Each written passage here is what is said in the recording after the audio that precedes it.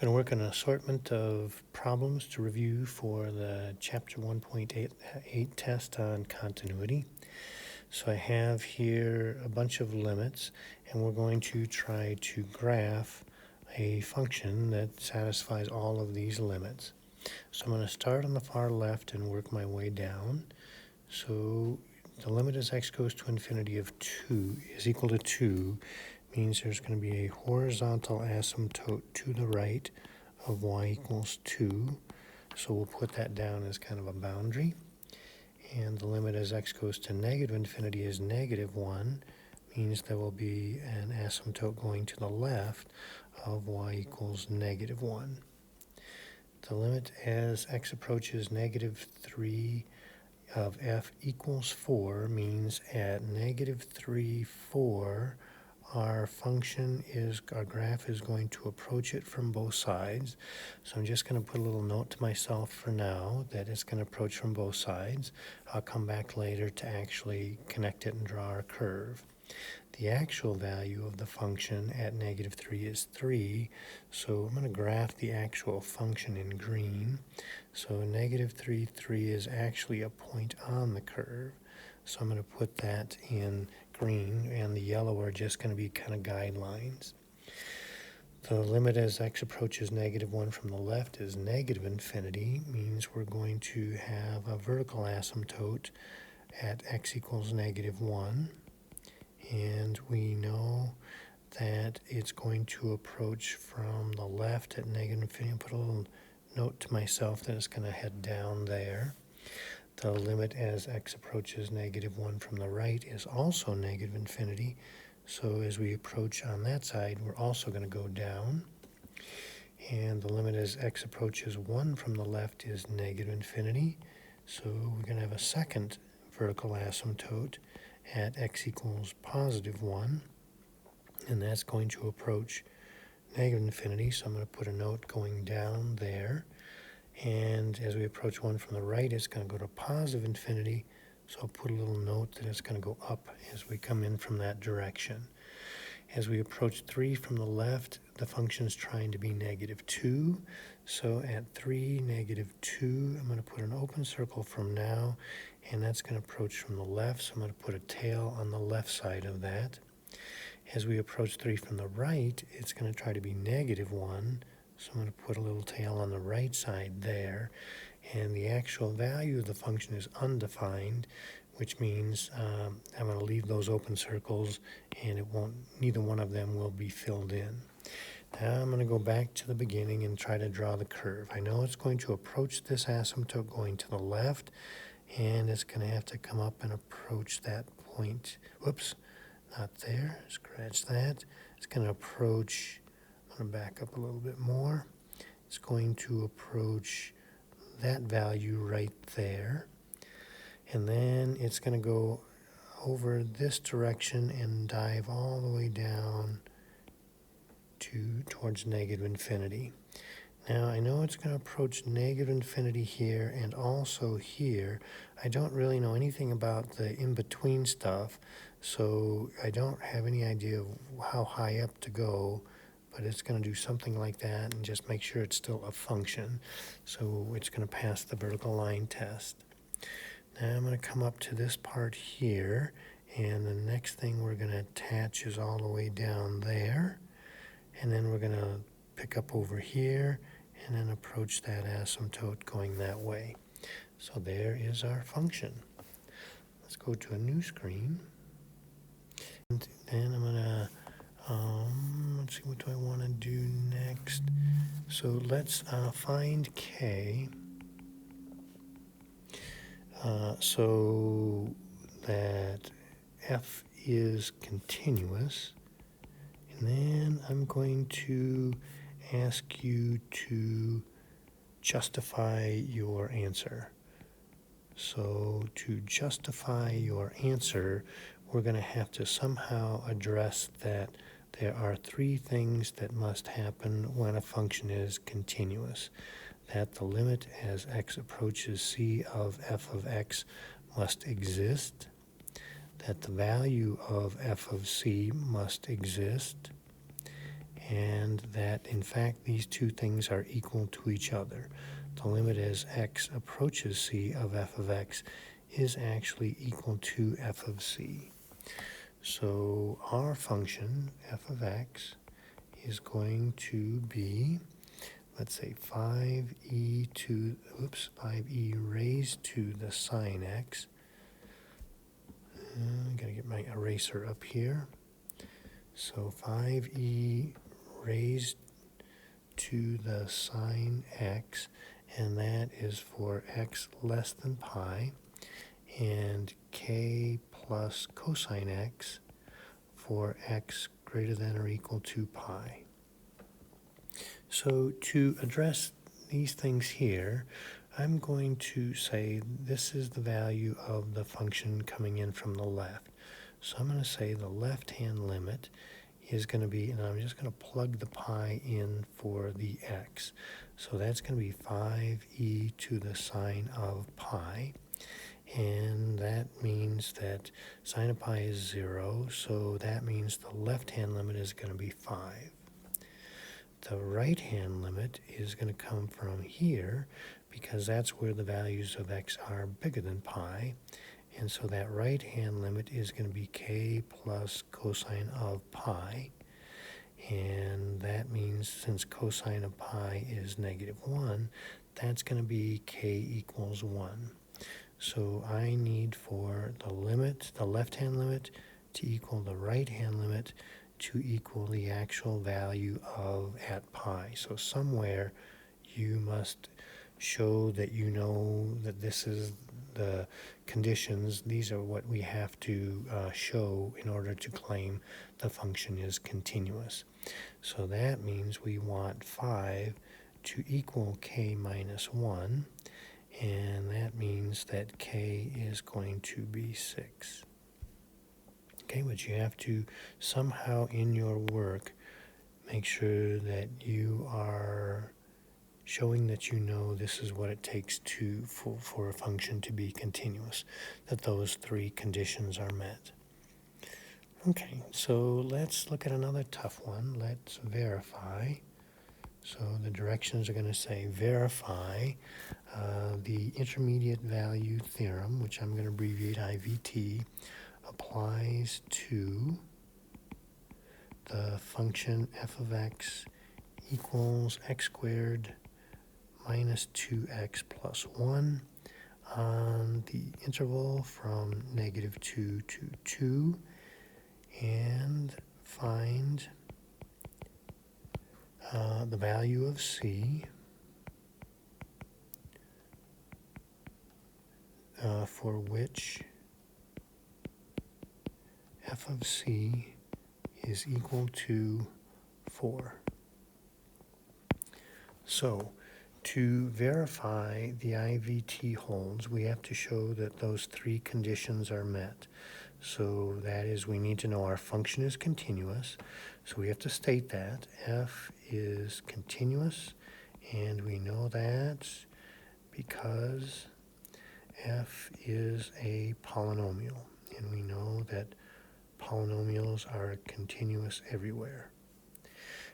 We can say that our interval, we have to have a closed interval, and the brackets are telling us that. So we can say -2 to 2 is a closed interval.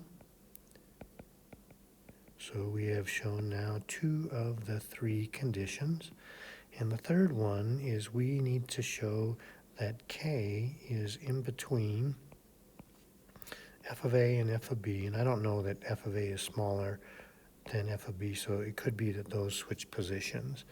But we're going to have to figure out what is f of a and f of b. So f of, and show that, f of -2 is our f of a.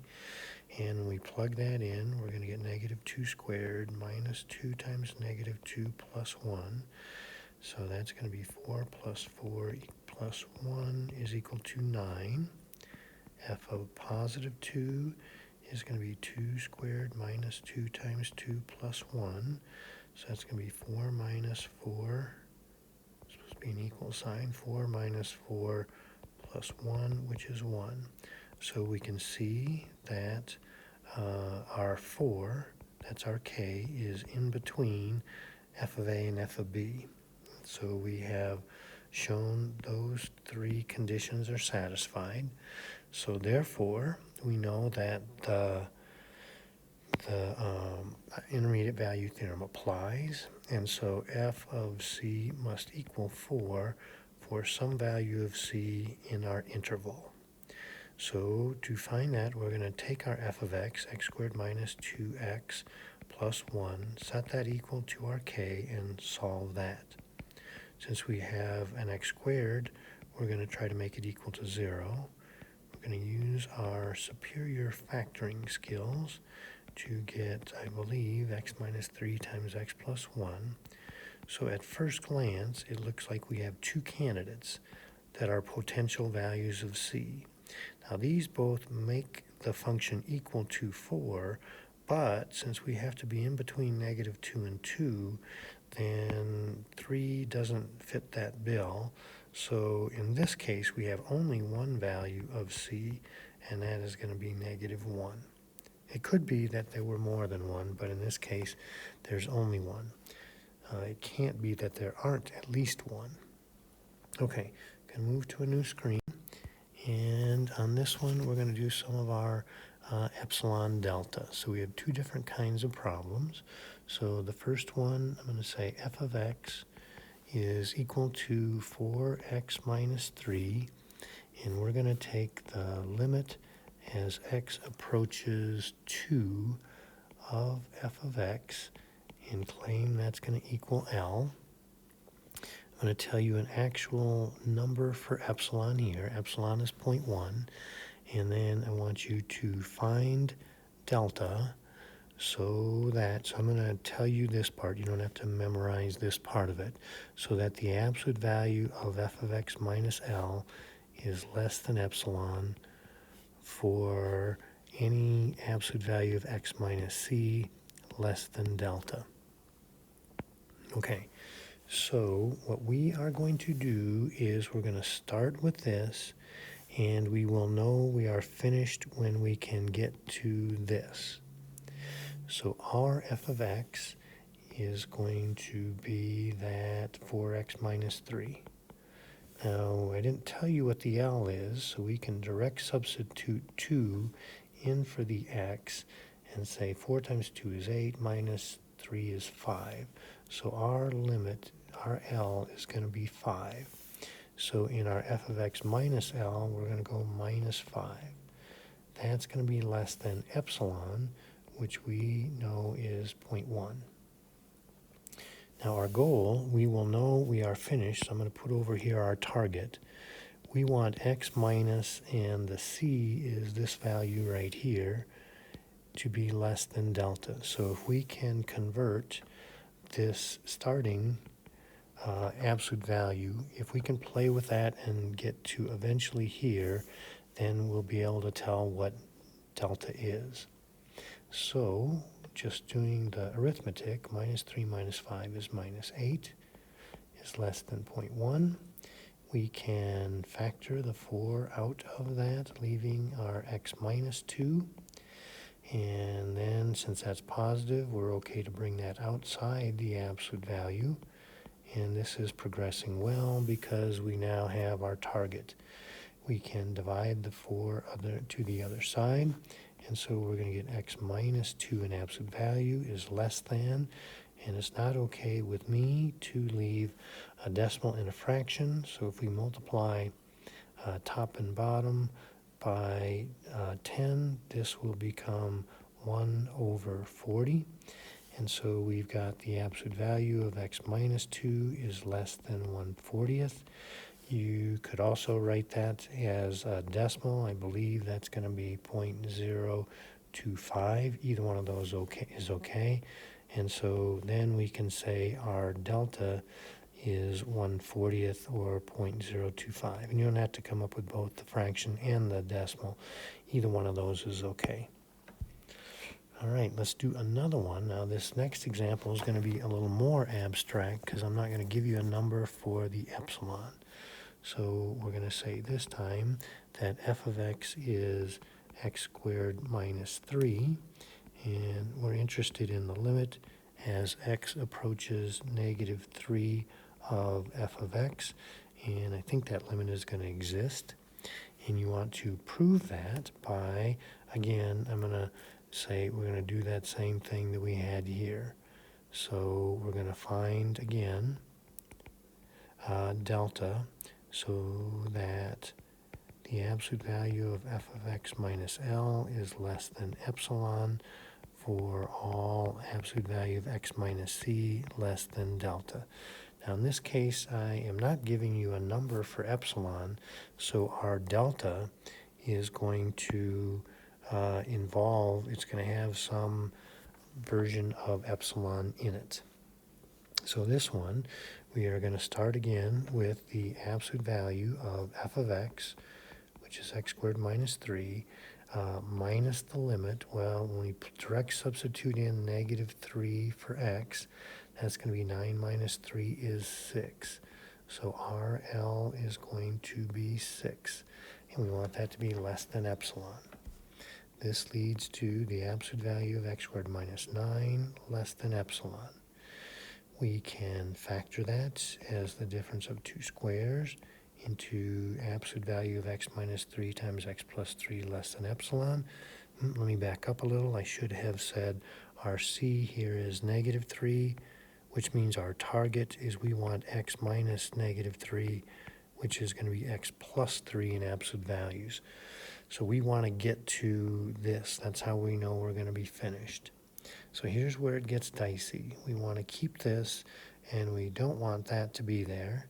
We can break that up into the absolute value of x minus 3 times the absolute value of x plus 3 less than epsilon.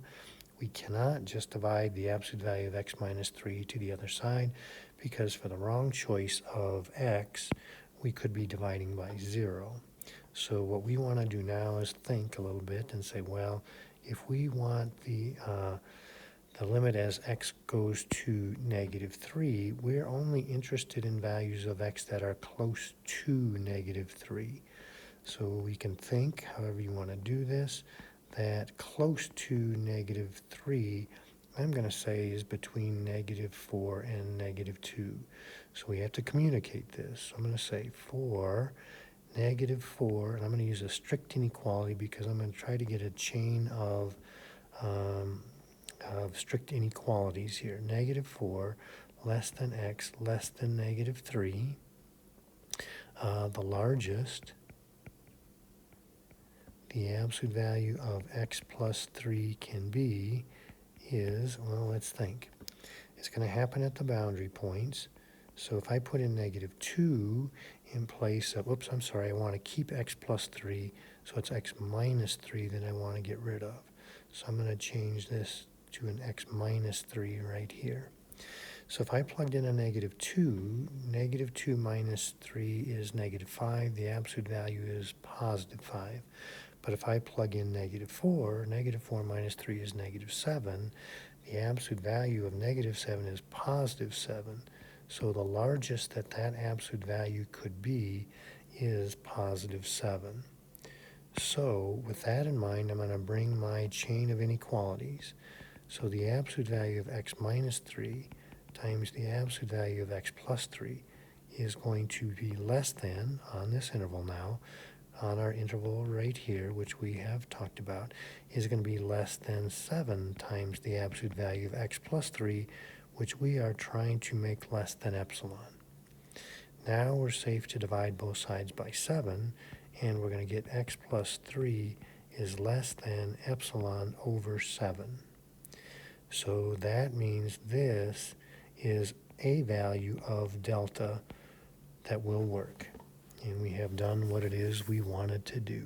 We have proved that that limit as x approaches negative 3 of x squared minus 3 is in fact equal to 6. All right, very good.